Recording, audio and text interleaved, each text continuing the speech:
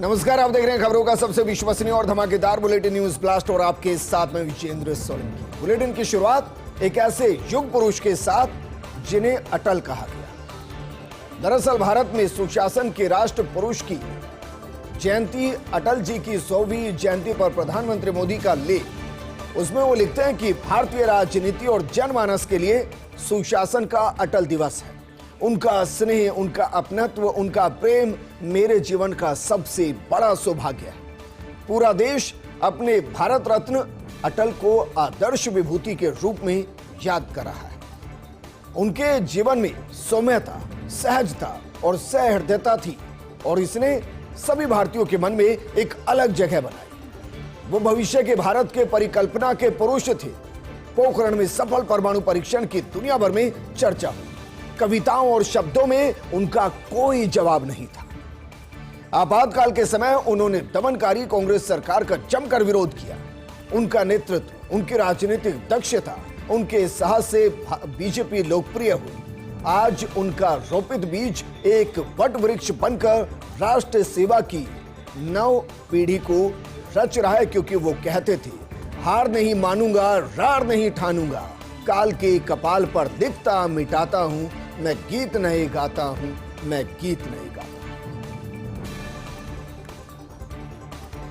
और यही वजह है कि राष्ट्र निर्माण के अटल आदर्श की शताब्दी को पूरा हिंदुस्तान मना रहा है। भारत रत्न अटल बिहारी वाजपेयी की 100वीं जयंती आज देश के 3 बार प्रधानमंत्री रहे अटल बिहारी वाजपेयी 25 दिसंबर 1924 को मध्य प्रदेश के ग्वालियर में हुआ था जन्म। हर साल सुशासन दिवस के तौर पर मनाया जाता आज के दिन को 2015 में देश के सर्वोच्च सम्मान भारत रत्न से उनको सम्मानित किया गया था। अटल जी के व्यवहार और कामों की सराहना करते हुए विपक्षी दलों के नेता भी उनके दमदार और ओजस्वी भाषण से हर किसी को करते थे प्रभावित। वाजपेयी का कार्यकाल शिक्षा, संचार, विदेश नीति और विकास के मद्देनजर बेहद अहम रहा। अटल बिहारी वाजपेयी की 100वीं जयंती आज बीजेपी प्रदेश मुख्यालय में श्रद्धांजलि सभा में मुख्यमंत्री बचनलाल शर्मा का संबोधन, और उन्होंने कहा कि अटल जी ने कभी एमएलए, सांसद बनने की नहीं सोची। वो सिर्फ राष्ट्र और मां भारती की सेवा के लिए काम करते। अटल जी का व्यक्तित्व समुद्र की तरह गहरा और आकाश की तरह विशाल था।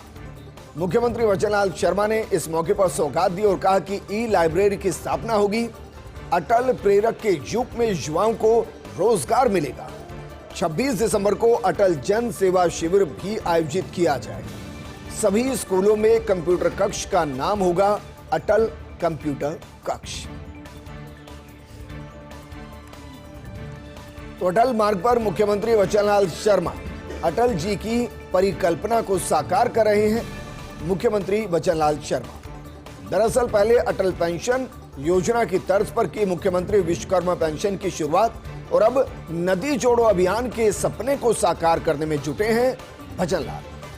प्रधानमंत्री नरेंद्र मोदी के नेतृत्व में रखी एआरसीपी की नींव, और अब ब्रह्माणी नदी को बनास से जोड़ने का वर्क ऑर्डर भी जारी हो चुका है। सचमुच राजस्थान के लिए भागीरथ बनकर उभरे हैं बचनलाल शर्मा। राजस्थान में प्रधानमंत्री मोदी के मैंडेट को पूरा कर रहे हैं बचनलाल शर्मा।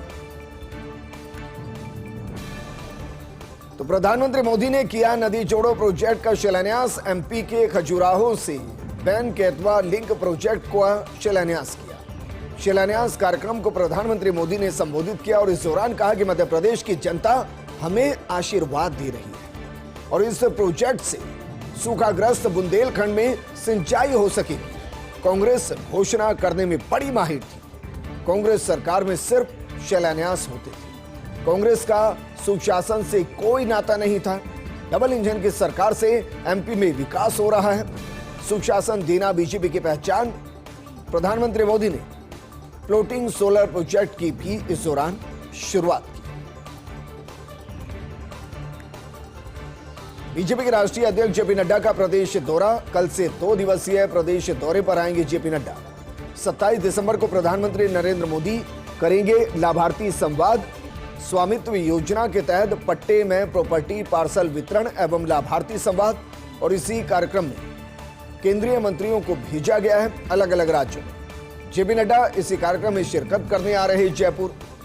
कार्यक्रम समाप्ति के बाद बीजेपी प्रदेश कार्यालय पहुंचेंगे जेपी नड्डा। सूत्रों के मुताबिक बीजेपी पदाधिकारियों सहित अन्य नेताओं से वो संवाद कर सकते हैं। सरकार के 1 साल के कार्यकाल के साथ सरकार और संगठन के बीच में किस तरीके से समन्वय स्थापित हो रहा है और इसको कैसे और ज्यादा मजबूत किया जा सकता है, इसको लेकर संवाद हो सकता है। गरीब और जरूरतमंद के लिए संवेदनशील मुख्यमंत्री वजयलाल शर्मा। प्रदेश के शहरों में मुख्यमंत्री सद्भावना केंद्र योजना की शुरुआत की गई है। स्वायत्त शासन विभाग की तरफ से शहरों में लागू की गई है योजना। इस दौरान गरीब और जरूरतमंद लोगों को फ्री मिल सकेगा जरूरत का सामान। प्रदेश भर के शहरों में खोले जा रहे मुख्यमंत्री सद्भावना केंद्र और इन केंद्रों पर गरीब और जरूरतमंद लोगों को कपड़े मिल सकते हैं, जूते मिल सकते हैं, खिलौने, फर्नीचर, इलेक्ट्रॉनिक सामान, सजावटी सामग्री, प्लास्टिक और धातुओं से बनी अन्य वस्तुएं उपलब्ध हो सके। दानदाता इन केंद्रों पर जमा करा सकेंगे सामान। सोमवार से शनिवार सुबह 10 से शाम 6 बजे तक खोलेंगे केंद्र। निकाय, जिला, संभाग और प्रदेश स्तर पर की जाएगी इनकी मॉनिटरिंग। रघुवर दास झारखंड बीजेपी के अंदर सक्रिय होंगे। कल ओडिशा के राज्यपाल पद से दे चुके हैं इस्तीफा। ऐसे में प्रबल संभावना है कि झारखंड बीजेपी की राजनीति में करेंगे वापसी। हाल ही में विधानसभा चुनाव में बीजेपी को मिली है करारी हार। अब बीजेपी को झारखंड में एक सशक्त नेतृत्व की तलाश है। रघुवर दास के बहाने प्रभावशाली ओबीसी वोट बैंक को साथ सकती बीजेपी। रघुवर दास को प्रदेशाध्यक्ष बनाए जाने की अटकलें तेज हो गई।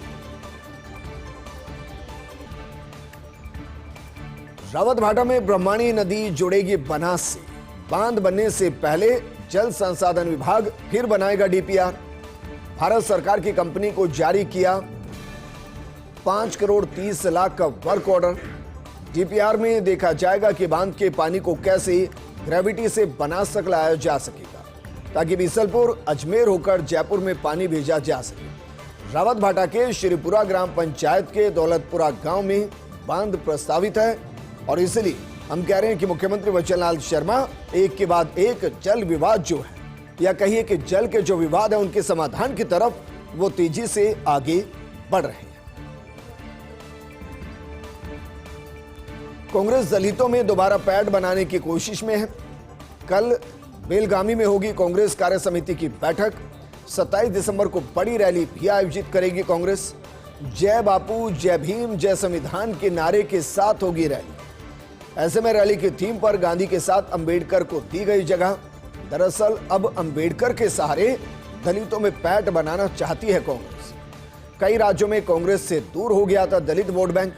कल की बैठक में अंबेडकर के अपमान और संविधान हमले को लेकर प्रस्ताव पारित होगा। बेलगामी की बैठक को नव सत्याग्रह बैठक का नाम दिया गया है। कल की बैठक में कांग्रेस के 1 साल के कार्यक्रम भी तय किए जाएंगे।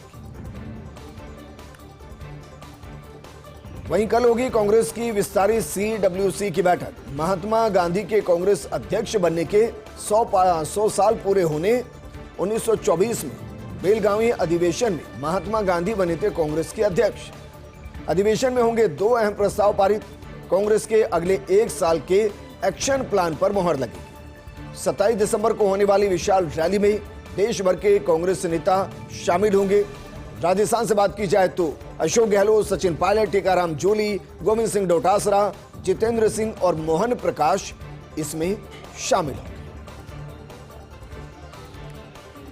सवाल यह कि आखिर क्या होगा राजस्थान ओलंपिक संघ का भविष्य। राजस्थान में ओलंपिक संघ के 2 ग्रुप बने हुए हैं। 7 दिसंबर को जयपुर आए थे OIA द्वारा नियुक्त प्रतिनिधि। विभिन्न राज्य खेल संघों के पदाधिकारियों से उन्होंने मुलाकात की थी। 10 दिसंबर को प्रतिनिधि अभिजीत पाल ने आयोग को दी अपनी रिपोर्ट, लेकिन अभी तक आयोग ने इस रिपोर्ट पर नहीं किया फैसला। ऐसे में प्रदेश के खेल संघों में अभी बनी असमंजस की स्थिति। किस तरह से होगी नेशनल गेम्स में प्रदेश की टीमों की भागीदारी, शायद इसी सप्ताह इंडियन ओलंपिक एसोसिएशन यानी कि IO पटापेक्ष कर राजस्थान के मामले में तस्वीर को साफ कर सकता है। आईओए के पत्र के बाद ही तय होगा राजस्थान में असली गुट कौन सा है, नकली गुट कौन सा है, या कहेगी शैडो गुट कौन सा है। गुलाबी नगर में पावड़ों का सैलाब और क्रिसमस की धूम नजर आ रही है। गुलाबी नगर में टूरिज्म और वाइल्ड लाइफ सफारी का क्रेज लगातार बढ़ता हुआ, फिर बात चाहे आमेर की हो, नाहरगढ़ की हो, जल महल की हो, हवा महल की हो, जंतर मंतर की हो, या फिर किसी और पर्यटन स्थल की हो, सब जगह पर्यटक पहुंच रहे हैं। बायोलॉजिकल पार्क बना पर्यटकों की पसंद, और आज नाहरगढ़ बायोलॉजिकल पार्क में पर्यटकों की सुबह से ही जोरदार आवक हो रही है। अवकाश के चलते नाहरगढ़ के चप्पे चप्पे पर दिखे पर्यटक। बायोलॉजिकल पार्क, लायन सफारी और हाथी सफारी के लिए पर्यटक पहुंचे। झालाना और आमागढ़ लेपर्ड सफारी के लिए भी पर्यटक पहुंच रहे हैं।